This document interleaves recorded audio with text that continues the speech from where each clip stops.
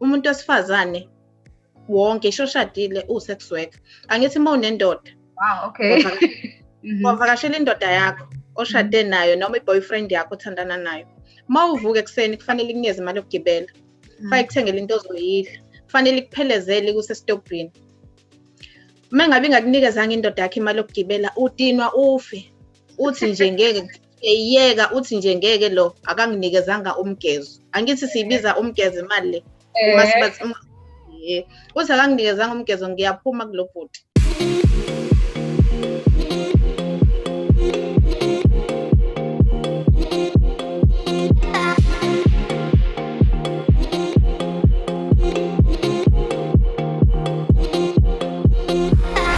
Hey dolls, welcome to Unfiltered with myself, Sihle Makhanya, where we have honest and unfiltered conversations with people from different walks of life where they share their stories without feeling judged or looked down upon. Enjoy. On today's episode of Unfiltered, I have Ntombi, who is under ISWET, which is Sex Workers Education Advocacy Task Force. One of the oldest professions, as we know, in the world is sex working. And I just thought that it would be so important for us to just speak about sex work, the importance of legalizing it and putting a face to it and knowing it behind the scenes as to what goes on and the actual importance of legalizing it. So I've got Ntombi here with me today. Ntombi. Ngiyaphila. And later on, we will be joined by Sis Nogwanda, who is also a part of ISWET. Sis Ntombi, just to start off with our talk, I just want to know, Uguti, how did you start off into sex work, if you have been a part of it? Okay, sengishilo igama lami nguNtombi khona Mlondo, ngimember yaSisonke, ngisebenza ngaphansi kwaSisonke, uSisonke ungaphansi kwaSwethi, ngi-medializer officer in KZN. So ngiwu-sex worker. Ngibe u-sex worker isikhathi esingango-15 years, ngu-sex worker, ngajoyina oyi-sex worker ngezathu zokuthi besihlala nosisi wami, so besingasebenzi ekhaya besixoshiwe singenayo imali yokurenta, so kwawukuthi ke umsebenzi awukho, singawuthola umsebenzi kwabakhona usisi owayenza i-sex work.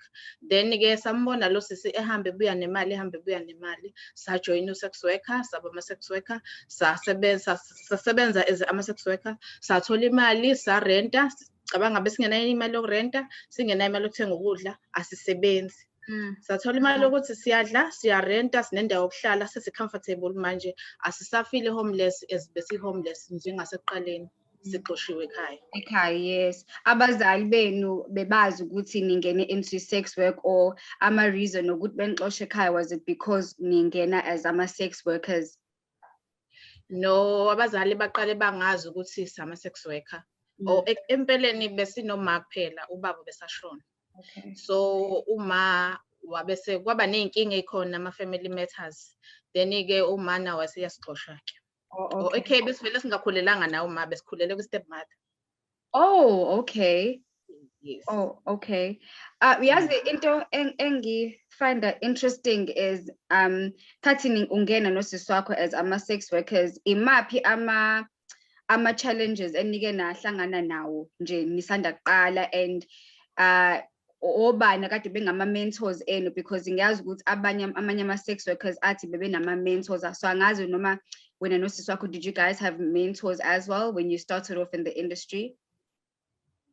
Bekusisonke singene kwi-sex worker, saba ama-sex worker, then uSisonke wafika as outreacher emgaqweni, wasithola lapho sisefieldini lethu lelo besikulona kwi-hotspot sethu besisebenzela kuyona. Then mayefika azi-introduce as uSisonke olwela amalungelo ama-sex worker. Then ke bese asimeme ukuthi uzobe enendawo, ozobe ene-workshop yakhe for ukuthi asichazele ngayo ukuthi wenza nini. then-ke sabe sesiyaya-ke ngalolo suku oyishilo ukuthi uzoba ngalo lolo suku esiphathelene namakhondomu futhi usisonke mefika ufika usiphathele amakhondomu ufike uyazi-introduce kuthina ngokuthi yena uyi-movement yama-sex worker. Then-ke sajabula-ke ukuthi kunenhlangano ekanjena elwela abantu abama-sex worker abangamukelekile emphakathini. Sahamba-ke saya kwi-workshop safike salalela sezwa sabe sesiyajoyina kusisonke uyajoyina-ke ube yimember yakhona. Kuze uzokwazi ukuthi uthole ama-benefits akhona. Uyakwazi ukuthi mhlambe mongabe unenkinga uzokusiza, mhlambe uboshiwe usisonke unama-advocacy akhona. If kuwukuthi uboshiwe amaphoyisa akayakwazi ukuthi afice emgaqweni as u-sex worker ungalegaliziwe. Yes. So ukudayisa ngocansi kuyicala emaphoyiseni.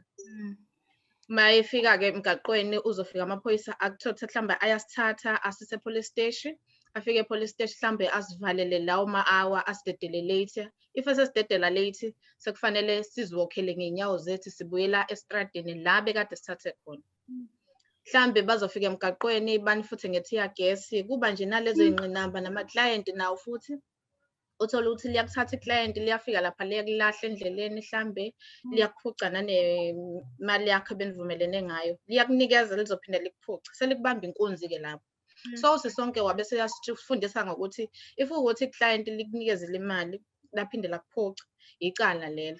Sekufanele mawukuthi unayo i-number plate yemoto yalo livulele icala ulibophe ngoba selenze eningavumelananga ngakho liphula umthetho. Kwenzeka kanjani-ke? Sorry, yes, Ncese. Okay, qhubeka. Kwenzeka kanjani kwama-instances la ama-client e-rape nina as ama-sex workers? Ama-case anjalo niwa-reporta kanjani emaphoyiseni? Ezikuwukuthi uyakwazi ukuthi uyoreporta kodwa mawufika amaphoyiseni amaphoyisa azokubuza ukuthi wena nje ngaleso sikhathi bowenzani emgaqweni ebusuku bungalele ngani kini yini indaba ngoba vele wena nje busemgaqweni nje uzele ucansi ufuna lona ucansi bakunikeze lento obuyidinga yini mose uzothi bureshiwe ngoba vele yona into obuyifuna. So siba nalezo y'ngqinamba kanjalo mengabe uye emaphoyiseni uyoreport ukuthi ureshiwe, but usisonke uyakwazi ukuthi asisize asiphelezele if kuwukuthi usumangalile icala lakho liyaqhubeka uyakuphelezela enkantolo alilandele kuze kuye ngokuthi liyambopha lo sokumbophile. Bakhona nje sebebabophile baphumelela aboshwa lawo ma-client enza lokho. Wow, ngikuzwe ukhuluma ngokuthi isisonke gives you ama-condoms, or one of the first times you met them and started working together with them, if I may say. They gave you protection. Ama-clients amanye, are they open to that? Are there clients who are opposed to it, and have they ever tried to, I guess, physically abuse you to take away and not use any form of protection? And how does isisonke help you in fighting such instances? Uma ngabe ukuthi uyangena emotweni ne-client niyaxoxisana ne-client niya-negotiate ukuthi wena uzosebenzisa ikhondomu bese kuba ukuthi niyavumelana yini ngokuthi asebenzise ikhondomu. If kuwukuthi akavuma ukuthi asebenzise ikhondomu akwazi ukuhamba nomuntu ungavikelekile wena. Kodwa before ungene emoto, before nje uhambe naye niyaxoxisana ngokuthi niyakuphi imali azoyishiya imali engaka nanokuthi futhi ikhondomu uyayisebenzisa umvezele futhi ukuthi naye uyiphethe ayibone ukuthi uyiphethe. So njengoba usho ukuthi nje basuke ungena naye emotweni, I've seen kwama-movies, I don't know if it's real, ukuthi khona ama-sex workers that have quote unquote ama-pimps or people who represent them. Is it the same in reality in the sex work industry in South Africa, or is it just isisonke that just protects ama sex workers in that instance, or helps to negotiate for you? Kuya nawe wena muntu, kuya nawe wena sex worker ukuthi uyavuma yini ukuthi ube ne-pimp. but i-pimp mina ngiyiboni i-right kuthina because wena ngithi uma ufika estradini uzosebenzela wena ufuna imali yokuthi uphile wondle ingane zakho uthole indawo yokuhlala ukwazi ukuthi ugqoke ube muhle ube ilady as ngimuhle njengoba ungibona nje ngimuhle bona nje namalash yes khombisa nje ukuthi ngugelo seyintweni untombo olwayo yebo ngiyalwa nguntombo yeah so as u-sex worker uma ufika estradini i-pimp ngicabanga ukuthi mina uyidingi mina ngokwami angiyidingi mina i-pimp ngizosebenza ngithola imali uhlangana hlokana ngiphume lapho ngigoduke ngiye la ngihlala khona ngizihlalele kamnandi if ngine-pimp kule mali engiyitholile ngithi kufanele ngiphinde nginikeze yona futhi i-pimp mina sengizosala nani kanti ngizosebenzelani mengabe ngizophinda ngisebenzele omunye umuntu ngoba kufanele ngizisebenzele mina. I understand. Okunye that I've always been interested in finding out is when njengontombi, how are you able ukuphila so confidently and be confident knowing ukuthi society looks down upon sex workers, especially since sekunendlela ezihlukile manje abantu aba-sex worker ngayo, but it's almost like if you're a sex worker that, for example, you stand on the street, abantu bakubukela phansi. So how are you able to still remain strong and confident ukwazi ukuyimela futhi irrespective of i-judgment yabantu ne-society? Ukuthi ngingamnaki umuntu ukuthi uthini ngami ngoba vele umuntu uhlele ezokhuluma noma ngabe kuthiwa wenza kahle umuntu uzokhuluma noma kuthiwa wenza kabi umuntu uzokhuluma wena nje ziphilela impilo yakho umuntu o-judgmental uphume kuye uziphilele yonke into wonke umuntu uney'nkinga zakhe uyabona nje mayinaka wena ingoba naye uxakwe ezakhe so uzogqiba ezakhe bese naka wena phuma kuye uziphilele impilo yakho. Ngicela ukubuza na, I hope this is not too personal. If you are married or in a serious relationship, just for a viewer, how are you able to separate being a sex worker and also a relationship yakho, and is upartner wakho also okay with industry or career oyikhethele wena ukuyenza? Kuya ngokuthi umtshelile umazisile nipartner wakho ukuthi wena wenzani. Uyavuma yini yena ungena kulobudlelwane bene nizoqala naye ekwazi ukuthi umuntu kanjeni. Uma evuma uzifaka entweni ayaziyo, but mengabe ukuthi wena ungene naye ukushela uhlangane nawe estradini nje edrobheni wabona ilady walithanda walishela lavuma lamqoma akakwazi ukuthi wena sex worker. So kuzohlala kunjalo nje kuyimfihlo yakho naye uma uqhamuka kuyena umsulwa awuye no sex worker, but ebusuku wena u-sex worker. Lokho akangene kuyena yena akangene kukona lokho. Bakhona futhi ama-sex worker ashadile kodwa bema-sex worker abayeni babo bazi ukuthi ebusuku uyi-sex worker uthi mhlambe umyeni uzomphelezela nasemini futhi i-sex worker yenziwe emini yenziwe ebusuku udependa kuwena ukuthi wena comfortable ukuyenza ngasiphi isikhathi. Even namanje nje ngingayenza i-sex worker ngingahlangana nomuntu estradini uma u-sex worker akudinga ukuthi uze uzikhombise mhlawumbe uzugqoke ngendlela le ezobonakala ukuthi u-sex worker njengoba ngigqokile kanje ungaqhamuka i-client lingicela uxolo lisho ukuthi licela senze ibhizinisi then siyayenza ibhizinisi lapho liyangikhokhela imali yami ngiyaphuma ngiyahamba ngimsula uba ungibonile ukuthi lo bhuti ebekade ngibiza bengicela ukuthi ngenzeni akekho. Yes, ngangihlezi ngicabanga mina ukuthi ama-sex workers afana agqoke in a certain way ukuze abonakale that they're sex workers, especially emgaqweni. Hayi akukho kanjalo kudependa kuwena ukuthi wena ucomfortable ekugqokeni into enjani. Ukhona umuntu ogqoka isigqebhezana esifishane ucomfortable ukuthi agqoke sona. Khona futhi umuntu ozogqoka ingubo ende futhi ucomfortable lapho. Ukhona umuntu ozogqoka nje ibhlukwe lakhe ijeni athi skin wakhe noma athi t-shirt yakhe uyilady nje uhlele lapha yana endaweni asebenzela kuyona uyabonakala ukuthi uyasebenza. Uma ngabe u-sex worker akudingi ukuthi uzuthwize, akudingi ukuthi uze wenzeni ufake into ezo-expose ukuthi wena u-sex worker. U-sex worker uyazibonakalela ukuthi u-sex worker lo. Iclient liyakwazi ukuzibonela ukuthi u-sex worker lo. Ngisho estradini ugqokile uye esontweni mhlawumbe uzifakile ihili lakho, ugqoke formal. Client liyakubona ukuthi u-sex worker lo. Lisho ukuthi uphenduke futhi uma u-sex worker mekukhala ukuthi uyaphenduka. Then i-client liyabona ukuthi uyena lo. Oh, okay. Into I've always wanted to know is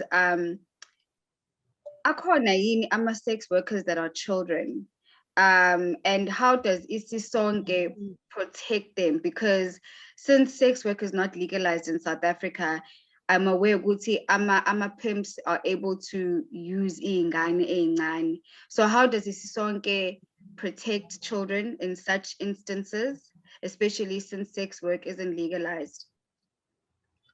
Okay, usisonke akawayivumeli iy'ngane ey'ncane, akavumeli underage ukuthi babe semgaqweni, akakuvumi lokho. But unokwanda uzokuphendula-ke lapho. Okay. Unolwazi oluthe ukuba ngconywana uzokuphendula lapho. Okay, under of age uqala at how old? 18, 21? U-18 usuyi-adult lapho. As umthetho wase-South Africa vele usho ukuthi mase una 18 or una 21 usu-old enough ukuthi ungazithathela iy'nqumo zakho. But ma ungaphansi kwa-18 umncane lapho underage awuvumelekile ukuthi ube semgaqweni. Kufanele ube sekhaya, usesikoleni, wenze izinto zakho nabazali.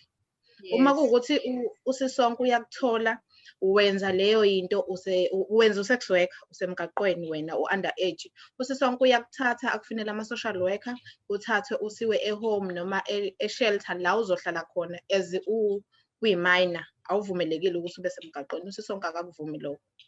Okay. And abantwana bakho, are they aware of the career that you're in, and have they experienced any form of discrimination by abantu iy'ngane esikolweni because of your career? Abazi abantwana bami, abayazi nje, bazi uma wabo nje umsulwa ozihambela isonto uma kuyisabatha zize esontweni. Osebenzayo futhi. Mina ngu-sex worker, ngiyimember yasisonke, ngisebenzela usisonke futhi ngu-medializer wasisonke. As usisonke angifica lapha emgaqweni. Wazi-introduce kumina ngamazi, ngajoyina, ngayimember, ngahamba ama-workshop akhona until kuze kuvele i-post eyayivelile. Kwabe sekuwukuthi-ke usisonke ufuna abantu abazo-apply. Nga-apply, ngayenza interview njenganawo wonke umsebenzi okhona emhlabeni. Ngabe sengiya-apply, senze interview, then-ke ngayiphasa, ngafonela kwathiwa ngiqala umsebenzi ngiwutholile. Ngabe sengiyasebenza kanjalo. Imaphi ama-misconceptions ocabangayo ukuthi abantu baba nawo about ama-sex workers that you think you would want to change or debunk? Indlela abantu abasibuka ngayo emphakathini, i-community yethu iyasijaja, iyasihlulela ukuthi mhlambe uma ngabe u-sex worker awulungile, ungcolile, wonakele, uthanda abafana, uthanda amadoda, kanti akukho kanjalo. Kahle kahle u-sex worker, umuntu wesifazane wonke ishoshadile u-sex worker. Angithi uma unendoda. Wow, okay. Wavakashela indoda yakho oshade nayo noma i-boyfriend yakho othandana nayo. Ma uvuka ekuseni kufanele ikunikeze imali yokugibela. Kufanele kuthengele into ozoyidla. Kufanele ikuphelezele kusestobhini. Uma ngabe ingakunikezanga indoda yakho imali yokugibela, udinwa ufe. Uthi nje ngeke uyayiyeka, uthi nje ngeke lo akanginikezanga umgezo. Angithi siyibiza umgezo imali le. Uma sibathi uthi akanginikezanga umgezo ngiyaphuma kulo bhuti. Then uyaphuma-ke kulowo bhuti. Usuyaphi? Udlulela komunye. Yebo. Kodwa ngithi niyathandana wena, awuwenzi u-sex worker wena uya no-boyfriend wakho. Kodwa mekunikezile imali u-boyfriend wakho wakuphelezela wakuphatha kahle. Uma uthanda uzuculela abangani bakho baxoxele ukuthi nje bengiye kubani bani, wangiphatha kahle kanje, wangipha imali engaka. So nawe-ke ufola under u-sex worker. Sonke sabantu besifazane singama-sex worker. No. Ngiyakuzwa. Abantu kodwa bangahle bekuhlasele ngalokho because omunye umuntu engathi umengene into a relationship mhlawumbe akangeneli yena imali. Ungathini wena to lowo muntu loyo? If kuwukuthi akangenela imali, why ezofuna imali ye-gross amantent kwindoda yakhe? Yindaba azofuna imali yokwenza ikhanda, yindaba azofuna imali yama-cosmetics. Akangenele lokho phela, akazenzele yena, akazithengele into zakhe, akangenele yena lokho, ungenela uthando. Ngithi akahlale nothando lakhe, ayeke imali yendoda, finish. Ayimele Kodwa azi-maintain yena izidingo zakhe. Mengabe kodwa sefuna imali yendoda, usewu-sex worker phela lapho. Uma ingamnika indoda imali, angithi usezodinwa uyahamba uyofuna i-maintenance, uyayibopha. Nathi mengabe singena la, singena u-sex worker, indoda mayifika ku-sex worker, ifike ikhulume naye, bavumelane ngemali, bahambe baye kwindawo la bazokwenzela yona ibhizinisi, benze ibhizinisi, iseyimnikile imali vele. Aqede lapho aphume imbuyisele la imthathe khona, bahlukane. Ngamanye amazwi nje uma indoda ibheja kwintombazane kufana nokuthi i-client, in other words. I-client lakho lelo. Nize nilibange, even sewuxoxela abangani bakho bazolifuna le ndoda yakho ukuthi ibheja kakhulu, nabo bafuna izobhejela bona. Yabo seyiqala lapho-ke le ndaba ukuthi sibanga ibhodo olivuzayo. No, ngiyakuzwa. So manje I'm sorry, so manje njengoba ungichazela nje about different types of sex work, uba specific nanokuthi kwama-relationships nawo abantu nawo amanye ama-females bangama-sex workers ukuthi nje bakwenza ngendlela ehlukile, right? Imaphi amanye ama-categories of ama-sex workers that we are not aware of? Mine as nje njengoba usho wena on the street, what other sex workers are there, or types of sex works that are out there? Oh, okay. Nalapho futhi unokwanda uzokuchazela, but kunama categories ahlukene kahle kahle. Kunabantu aba-stripper emaklabhini, kube nabantu abakwi-internet, kube nabantu abakuma-brothel. So ama-sex worker wonke lawo. Nanokuthi-ke futhi akusiwona wonke umuntu wesifazane, akubona abantu besifazane kuphela abenzo-sex worker. Kukhona ama-gay, khona ama-lesbian, khona ama-trans, nawo ama-sex worker. Oh wow, okay. And nabo obviously baba ne-clientele yabo specific to the-attraction yabo. Yeah. Oh, okay. And nabo they are also bakhona under isisonke as well. Yes, bakhona nabo abama-member asisonke. Oh, okay. I just want to know, like you said earlier, Uguti, you having isisonke has been great for you because they've been able to protect you from cases where clients haven't been able to pay you. But what are some of the things outside of not being paid have the police or a system, your protection in South Africa, let you down as a sex worker or sex workers in general? Ile ukuthi if ukuthi uthathwa iphoyisa, okay, mawuthathwa i-client, iphoyisa lizofika lapha la nizobe nenzela khona ibhizinisi endaweni yenu. Then malifika iphoyisa alibonanga ukuthi nenzeni. Mhlambe lenifica nihlalele nje, iphoyisa liyafika lapha liyakuthatha, liyakubopha, lithatha i-client, liyalikhokhisa. Mhlambe lizothi lambe lokhipha imali because i-client lizobe lisaba phela ngithi nalo nonkosikazi walo. Liyasaba ukuthi ifamily yazi ukuthi libanjwe endaweni ethile no-sex worker. Liyahamba i-client liyokhipha imali lapha liyahamba liyokhipha imali, liyabuya linikeza amaphoyisa lidedele i-client. Wena sex worker sewuyathatha usewaphi e-police station. Mhlawumbe mawufika e-police station, not mhlawumbe wangayesa e-police station, lizothola ukuthi mhlawumbe iphoyisa selifuna ukukurape, lifuna ukulala nawe. Lithi uma ungafuni ukuthi ngilale nawe ngizokubopha. So wena as usaba ukuboshwa noma uzivikela, because mawuya lapha yavela uzoboshwa, kumele likuthatha likusa lapho uzoboshwa. But alinibonanga nilele, alinibonanga ninikezana ni-exchange imali ukuthi ngampela u-sex worker. Because kusengaba ukuthi mhlambe i-boyfriend yakho uthe nihamba, uthe uyazihambela wahlangana nayo mhlambe edrobheni. Mhlambe ubuse eklabhini nahlangana ne-boyfriend yakho, nase sithi anizi hambele mhlambe nizishawele umoya endaweni ethile, nizipakele niyazixoxela.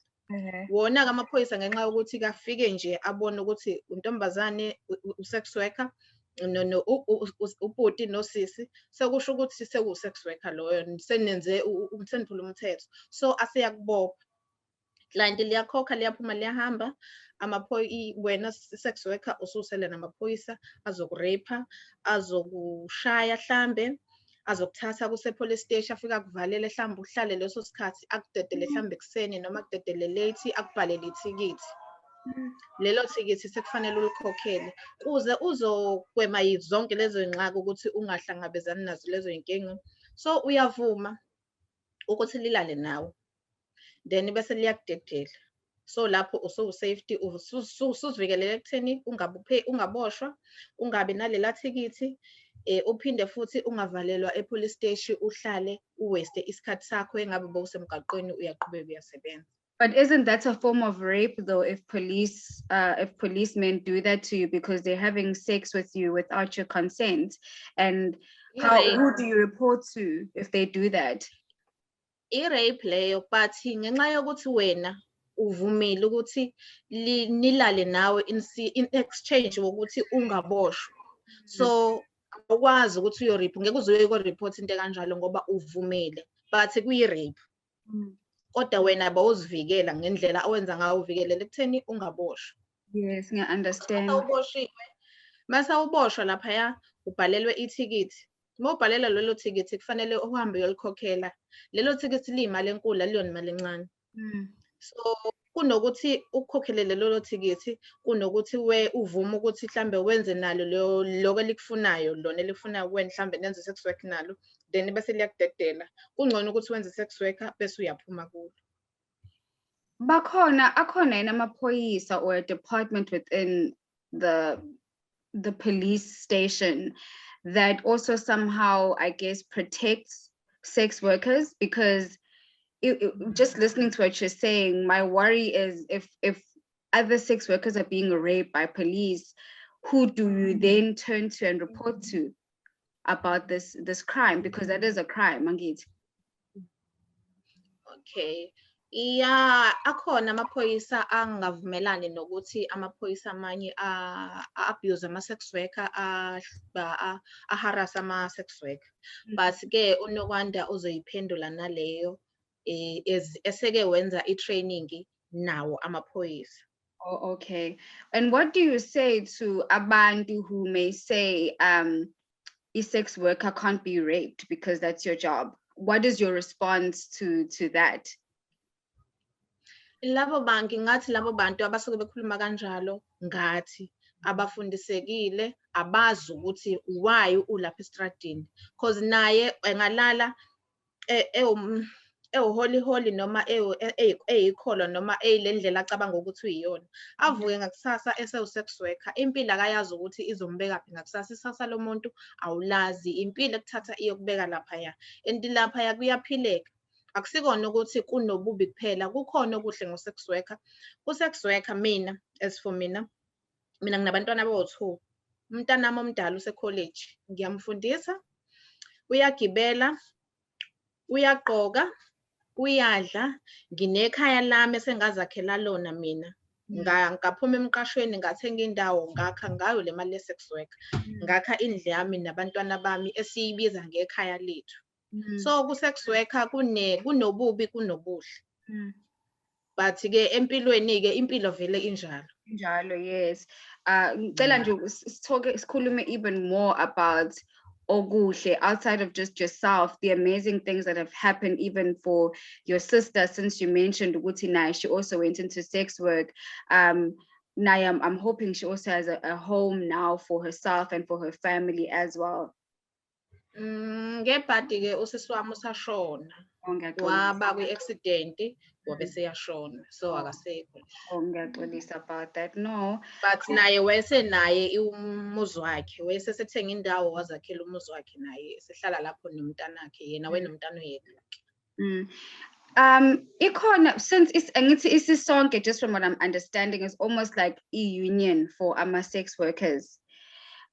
Is there a way of, I don't know, is there money that is collected by isisonke to help protecting in terms of your health, like medical aid, for example, as sex workers, or do you as a sex worker or as an individual have to sort that out yourself?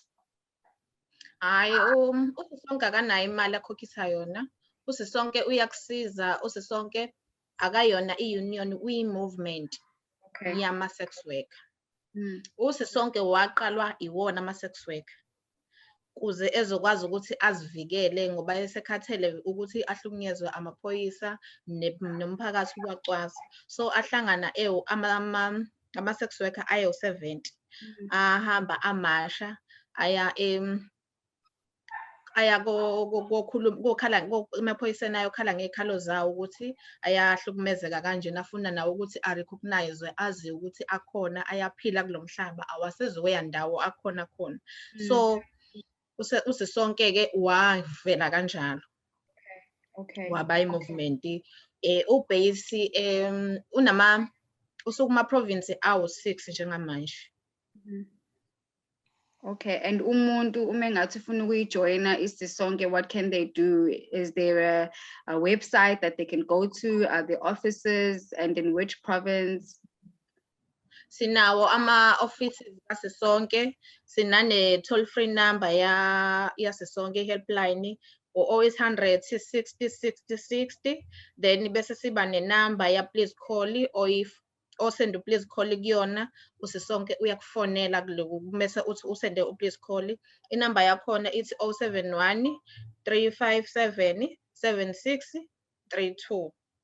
Bese siba no Instagram futhi kasisonke, uthi @sisonke SA. Then bese siphinda futhi siba no Twitter futhi wasisonke, uthi @sisonke ZA.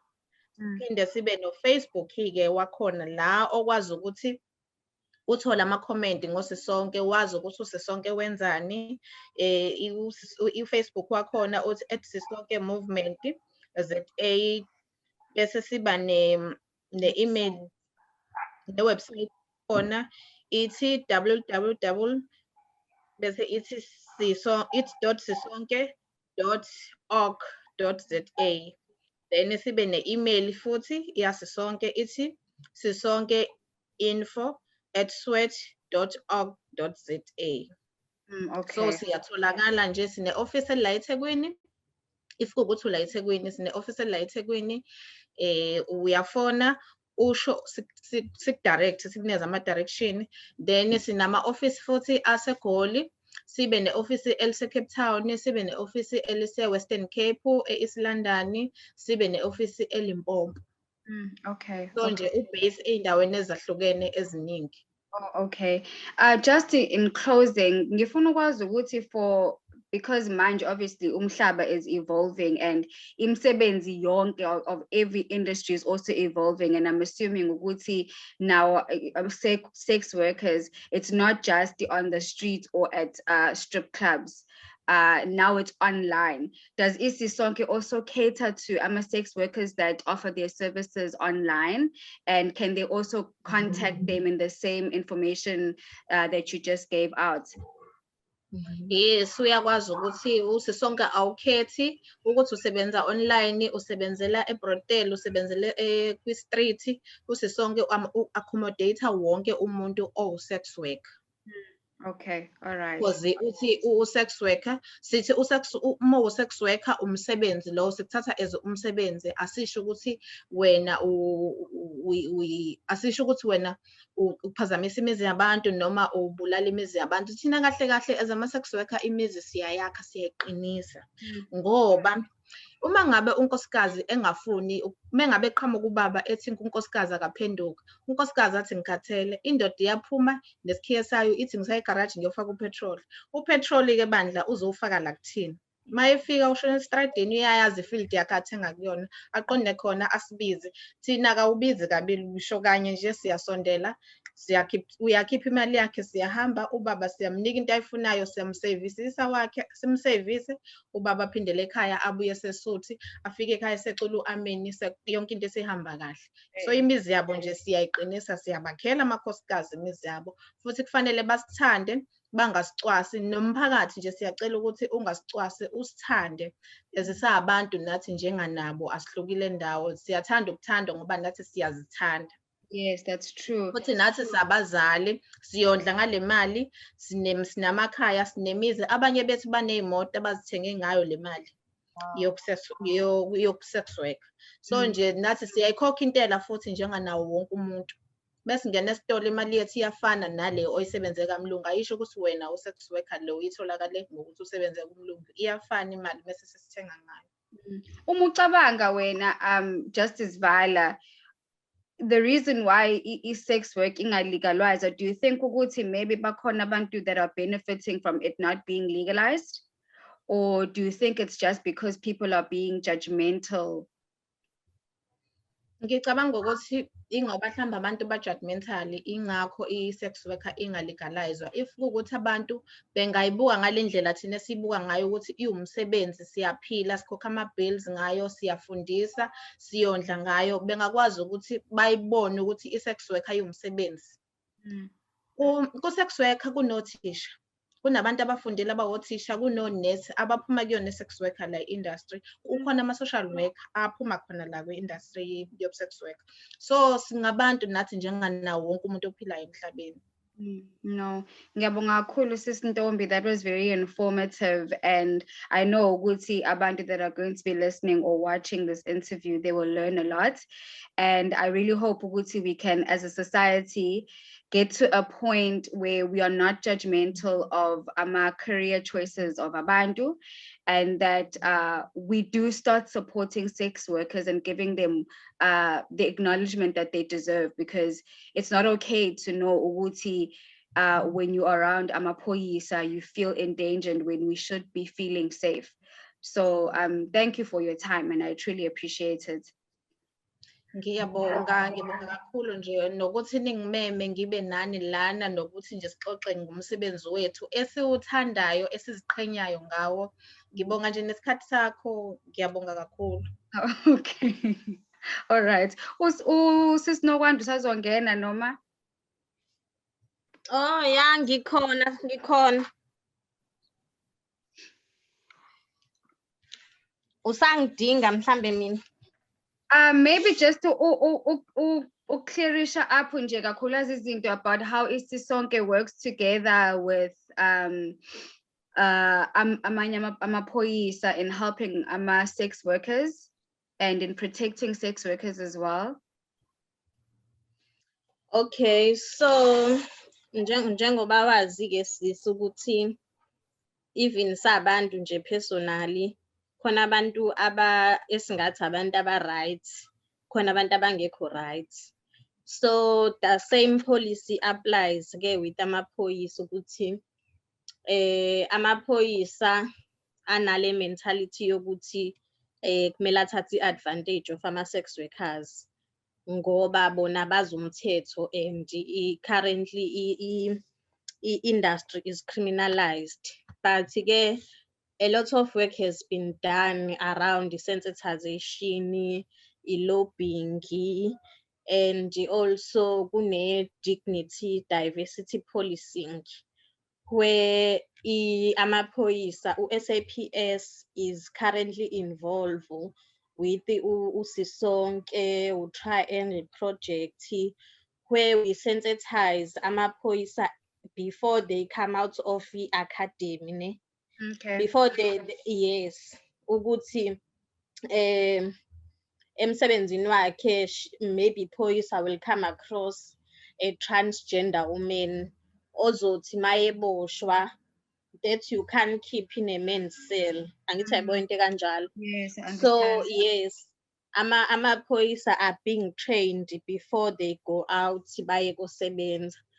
Which-ke is kuhle at some point ngoba we are trying to avoid izinto enjengokuthi amaphoyisa athathe advantage yabantu.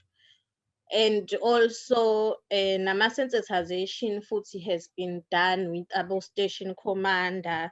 It's just minor issues ukuthi the people who work in the ground are not the one who are usually sensitized.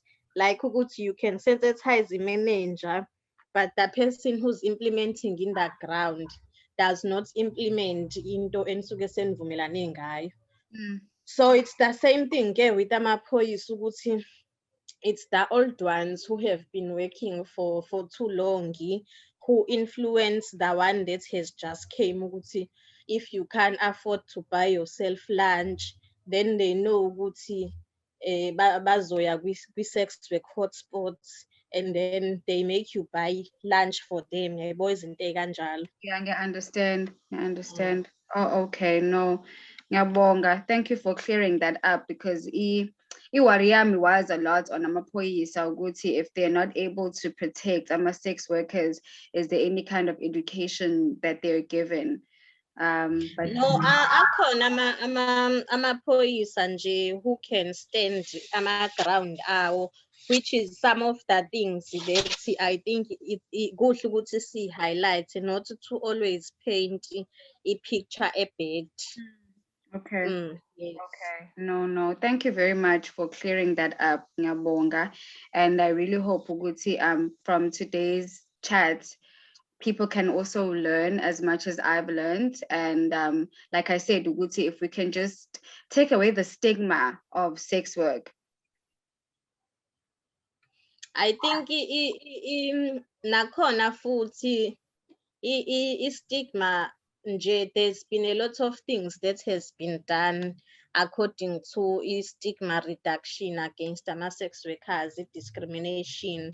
Ngoba we engage with abantu who are from the community, because sex workers are coming from the same communities. That's true. So for abantu ukuthi babe aware ukuthi no, there is umuntu who's making a living out of this. And nanokuthi we also trying to protect double stigma kuma children of sex workers. Yes. Because if umama usane stigma, it means that child will have a double stigma.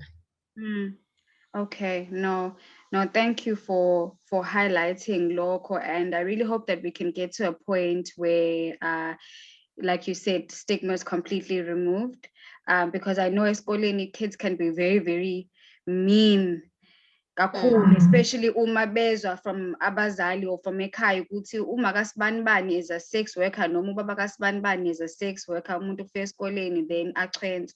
So thank you for all the hard work that Isisonke is doing towards but also nanokuthi people think ukuthi mawi sex work you are just having sex nje. There is different type of sex work.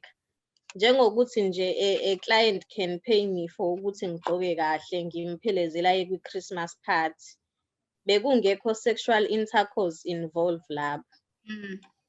A person can just come nje athi ufuna ukukhuluma ngoba mhlambe akakwazi ukukhuluma la ekhona. So it's not always about sexual intercourse, because abantu abaningi bacabanga ukuthi if wenza sex work hayi it means nje hayi it's just ukuyolala nomuntu. Okunye engaku-understand is kungathi i-sex work is only labeled amongst abantu abamnyama. Bakhona yini abelungu kakhulukazi nje la eSouth Africa that are also a part of it, because when you speak of sex work, most people automatically think Black female. So I think izona ezinye futhi izinto that people have wrong mentality ukuthi just because you are Black it means you are uneducated, you are poor. It's not always the case. Kuyafana na kwi-sex work. Kwi-sex work ikhona yonke inhlobo yomuntu, njengoba uNtombi kade sechazile ukuthi there is also i-diversity of gender, diversity of race. There's also migrant sex workers, people who are coming from foreign countries, bafike South Africa to look for green patches bangawatholi. And then the sex work kuyafana nokuthi you choosing from limited option that you have. That's true. Yeah. Okay, no, ngiyakuzwa. Ngiyabonga kakhulu sisinokwanda. For isikhathi sakho, thank you very much. Kade ngifuna ukwenza le interview nawe, ngiyabonga kakhulu. Okay, siyabonga nathi. Yes, I hope we'll take this episode will educate as many people as possible and that we remove the stigma around sex workers and we work hard in terms of decriminalizing sex work and finally Yes. Nanokuthi we also wishing ukuthi abantu can also come and be part of a change because the is gonna bring a lot of change. I-decree is gonna bring control kwi-industry ukuthi you cannot find the underage because it will be like any other employment where you will produce your ID document ukuthi you are over 18, you are qualified to work. So nje a lot of things we will change nanokuthi ama-sex workers will be able to lay ama-charges freely without being judged ukuthi bowenzani esitradini ngalesikhathi. No, Qinisile, no, ngiyabonga kakhulu. Thank you for adding that as well. And I hope that we work very hard towards decriminalizing sex work so that things are fair for everyone because it's a human right to choose what career you want to go into and what you decide to do with your body. And also to umuntu olalele nje ekhaya othandayo ukujoyina usisonke phela umuntu uzazi yena personal ukuthi wenzani u-free ukuthi angacontacta lama-platforms uNtombi bese washilo but also for any individual or umuntu who's working for i-organization or anything ukuthi angajoyina and be a member of i-ASIJIKI coalition, which is a coalition for organization and individual who are in support of full decriminalization of adult sex work in South Africa. Okay, ASIJIKI sithola kanjani? Akhona ama-contact details or social media platforms that we can go onto? I'm not sure, anginawo manje ama-details, but ASIJIKI it's a project which is under SWET and it's coordinated by Constance Mathe. So also you can contact the same numbers that Ntombi gave, especially the helpline number because it's a national toll-free and then ungakwazi ukuthola information. Okay, all right, no, ngiyabonga kakhulu. And I hope that everyone that's listening and that is also against sex workers being abused and mistreated can go on and join the ASIJIKI so that we can all come together as South Africans to fight towards decriminalizing sex work. Since vele we are against gender-based violence, it doesn't mean ukuthi umuntu who is a sex worker deserves to go through it. So I hope we can come together and make a change. Nanokuthi wena siswami, it is very important for South Africa njengoba kuyi-democratic country, kuyi-freedom country because sex work was criminalized way back in 1957 and all the apartheid laws were removed, but it's only this one that was not removed. So sisiphila ezweni eli-progressive, but there are some people who are still suffering from an apartheid law. Yeah, no, uqinisile. We need to do better as a country. No, thank you so much, sis Nowan. Ngiyabonga kakhulu.